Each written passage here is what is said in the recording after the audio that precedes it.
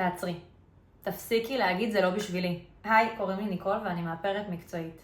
אני מוקפת כל הזמן בסביבה נשית מדהימה, אבל יש משפט אחד שאני לא יכולה לשמוע יותר.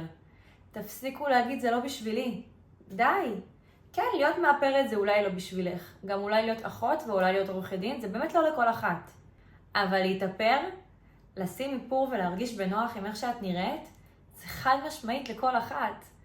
וזה מטורף, כי בעידן שלנו היום, הכל נגיש ויש כל כך הרבה אופציות ואפשרויות, מכיסוי קל לכיסוי גבוה לאלף ואחת דברים, וזה, במקום להיות יותר קל, הופך להיות יותר מבלבל.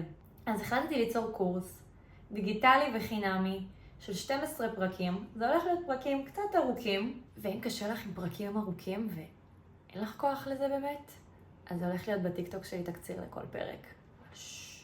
באנו ללמוד. זה הולך להיות 12 פרקים שיעסקו בכל שלב ושלב באיפור יומיומי, עם טיפים והנחיות איך להתאים את זה בדיוק לך. איך להשתמש בזה בצורה נכונה. כי אני יכולה לעשות סרטון ואסביר לכם איך הגעתי ללוק הזה, 1.5 דקות של סרטון, תעשו שלב אחרי שלב, תגיעו לתוצאה ואז תגידו, זה לא נראה עליי כמו שזה נראה עליה. זה לא יושב עליי טוב כמו שזה יושב עליה, כנראה שזה לא בשבילי. לא. זה לא בשבילך כי זה איפור שמתאים לי. זה לא בשבילך כי זה טכניקה שנוחה לי.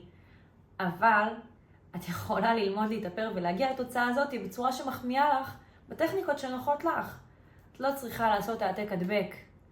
את יכולה באמת ללמוד ב-12 פרקים, 12 שלבים פשוטים, איך להגיע לאיפור יומיומי שאת תאהבי את איך שאת נראית.